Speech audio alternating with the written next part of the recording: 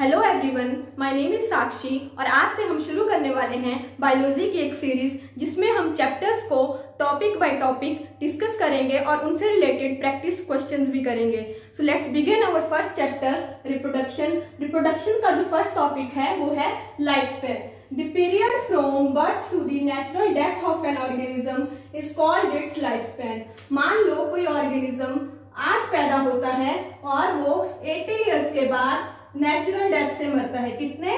80 years के बाद। तो जो ये टाइम पीरियड है, इस टाइम पीरियड को हम उस ऑर्गेनिज्म का लाइफ स्पैन बोलेंगे। मतलब इसके जो बीच का जो टाइम पीरियड है उसको हम किसी भी ऑर्गेनिज्म का या जो इस ऑर्गेनिज्म का लाइफ स्पैन बोलेंगे। ठीक है, इस लाइफ स्पैन में नेचुरल डेथ होनी चाहिए। मान लो कोई ऑर्गेनिज्म है, जब उसकी बॉडी में जितनी भी बायोकेमिकल रिएक्शंस हैं वो होना बंद हो जाती हैं, स्टॉप हो जाती हैं, तो उसके बाद उसकी नेचुरली डेथ हो जाती है। तो जो टाइम पीरियड वो स्पेंड करके गया उसको हम क्या बोलेंगे? उस ऑर्गेनिज्म का life span. Life span of organism are not necessarily correlated with their sizes. मान लो कोई ऑर्गेनिज्म इतना बड़ा है, ठीक है, और कोई ऑर्गेनिज्म इतना स्मॉल है, तो जरूरी नहीं है जो ऑर्गेनिज्म इतना बड़ा है उसका लाइफ स्पैन भी उतना ही बड़ा होगा, या जो ऑर्गेनिज्म इतना स्मॉल है उसका लाइफ स्पैन भी उतना ही छोटा होगा। फॉर एग्जाम्पल, अगर मान लो ये एक ऑर्गेनिज्म है, ये इतना बड़ा है, ठीक है, और ये एक ऑर्गेनिज्म है वो इतना स्मॉल है, साइज तो इसका बड़ा है और इसका छोटा है, पर हो सकता है लाइफ स्पैन इसका छोटा हो और इसका बड़ा हो। मतलब ये 10 इयर्स तक जिए और ये 100 इयर्स तक जीवित रहे। ठीक है, तो लाइफ स्पैन जो है साइज से कोरिलेट नहीं करता। Whatever be the lifespan, death of every individual organism is a certainty. That is, no individual is immortal except single celled organism। बोलने का मतलब है कि जितने भी ऑर्गेनिज्म हैं, जो भी ऑर्गेनिज्म पैदा हुआ है उसकी डेथ भी जो है वो निश्चित है, वो इमोर्टल नहीं है। मतलब उसकी जो डेथ है वो होनी ही होनी है एक दिन, ठीक है, नहीं तो ऑर्गेनिज्म ही ऑर्गेनिज्म हो जाएंगे इधर। और पर जो सिंगल सेल्ड ऑर्गेनिज्म है वो एक्सेप्शनल केस है। उनके केसेस में क्या होता है, वो इमोर्टल है, वो जीवित रह सकते हैं। और there is no natural death in single celled organism as they divide and form 2 new cells. बोलने का मतलब है कि जो सिंगल सेल्ड ऑर्गेनिज्म है वो इमोर्टल इस वजह से भी है क्योंकि वो अपने आप को डिवाइड करके 2 नए सेल्स बना लेते हैं। ठीक है, फॉर एग्जाम्पल अगर हम अमीबा का केस देखें, अमीबा क्या है? एक यूनिसेलुलर ऑर्गेनिज्म है, यानी कि एक ही सेल से बना हुआ जीव। ठीक है, ये क्या करता है, जब ये ओल्ड स्टेज में पहुंचता है तो ये अपने आप को 2 नए डॉटर सेल्स में डिवाइड कर लेता है या रिप्रोड्यूस कर लेता है। Life of an organism usually includes 4 stages. किसी भी ऑर्गेनिज्म का जो लाइफ स्पैन है, मतलब जो बर्थ से लेके नेचुरल डेथ के बीच का टाइम पीरियड है, बर्थ से लेके नेचुरल डेथ के बीच का जो टाइम पीरियड है वो कितनी स्टेजेस में डिवाइडेड है? 4 स्टेजेस में। ठीक है, कौन कौन सी स्टेजेस? जुवेनिलिटी, मैच्योरिटी, एजिंग और सेनेसेंस एंड 4th है डेथ। ठीक है, कौन कौन सी? जुवेनिलिटी, मैच्योरिटी, एजिंग और senescence, 3rd stage and 4th है आपकी डेथ। ठीक है, जुवेनिलिटी जो है वो किसी भी ऑर्गेनिज्म का ऐसा टाइम पीरियड बर्थ से लेके यंग एज तक का, ठीक है, उस टाइम पीरियड को हम क्या बोल सकते हैं? जुवेनाइल फेज बोल सकते हैं।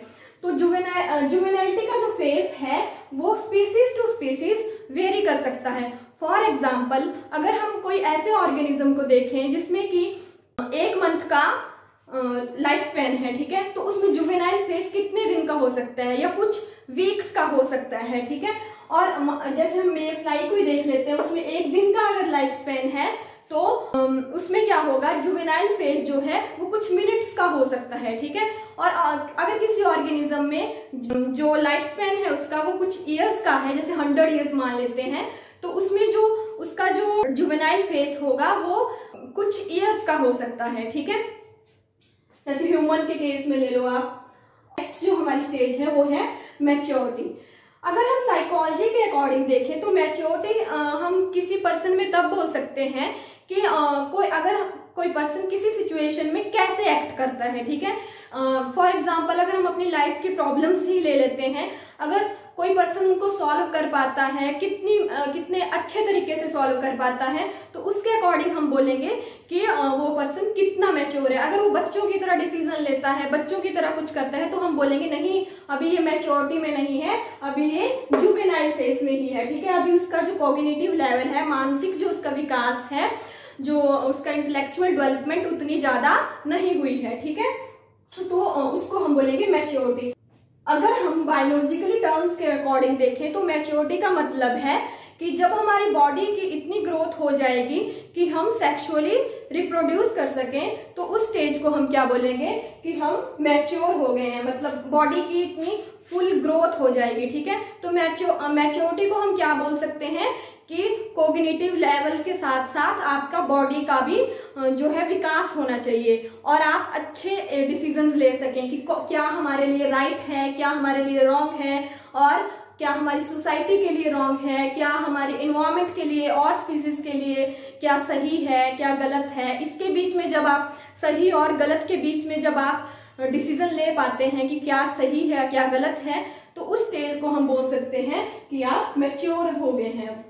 और थर्ड जो हमारा है वो है एजिंग और सेनिसेंस। मतलब सेनिसेंस का मतलब होता है कि अब आपके जो सेल्स हैं वो उतने एनर्जेटिक नहीं रहे हैं, ठीक है। अब इनमें बुढ़ापा आ गया है आपकी बॉडी में, तो धीरे धीरे जो है वो आपकी बॉडी इतनी एनर्जेटिक नहीं रहेगी, तो इस स्टेज को हम क्या बोलेंगे, एजिंग और सेनिसेंस। जो फोर्थ स्टेज है किसी भी ऑर्गेनिज्म की वो है डेथ, ठीक है। इसमें क्या होता है, जितने भी बायोकेमिकल्स प्रोसेस हैं, वो जब बायोकेमिकल रिएक्शंस हैं जो हमारी बॉडी में हो रही हैं, वो होना नेचुरली स्टॉप हो जाती हैं, तो फोर्थ स्टेज आ जाती है और उसे डेथ बोलते हैं, ठीक है। Every organism has specific average life span. Life span में range from 1 day to 4000 year. इनके बोलने का मतलब है कि जितने भी ऑर्गेनिज्म हैं, स्पीसीज टू स्पीसीज, ये वेरी करता है कि उसका लाइफ स्पैन कितना होगा। हो सकता है किसी ऑर्गेनिज्म का लाइफ स्पैन 1 दिन का हो, और किसी ऑर्गेनिज्म का लाइफ स्पैन 1 मंथ का हो, और किसी ऑर्गेनिज्म का लाइफ स्पैन 4000 ईयर्स तक का हो। फॉर एग्जाम्पल अगर हम मे फ्लाई का देखें तो उसका लाइफ स्पैन 1 day का है, और स्कोया ट्री का देखें तो उसका लाइफ स्पैन 3000 to 4000 ईयर्स तक का है। तो देख सकते हो आप कि ये डिपेंड करता है स्पीसीज टू स्पीसीज, ठीक है।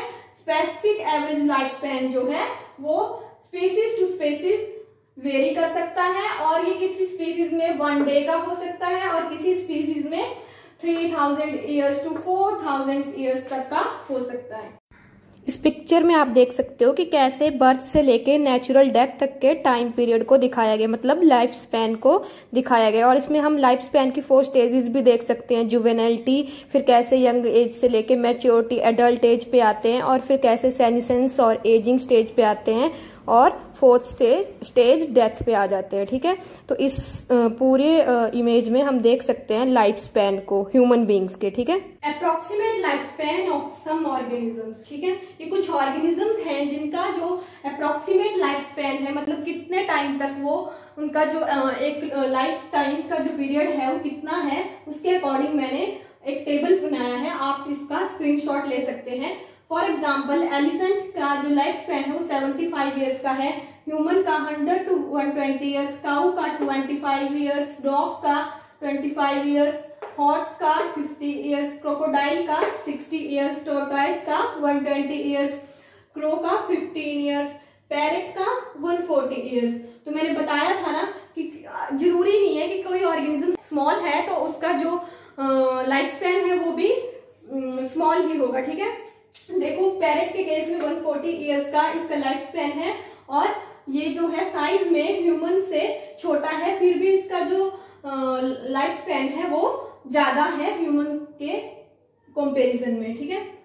बटरफ्लाई का जो है 1 to 2 वीक है, और फ्रूट फ्लाई का है 1 month, राइस प्लांट का है 4 months, रोज बुश का है 10 ईयर्स, बैनियन ट्री का है 300 to 500 years.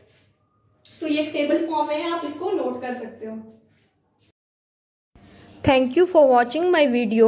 If you like this video, share it with your friends who are preparing for same kind of examinations, and also do not forget to subscribe my channel.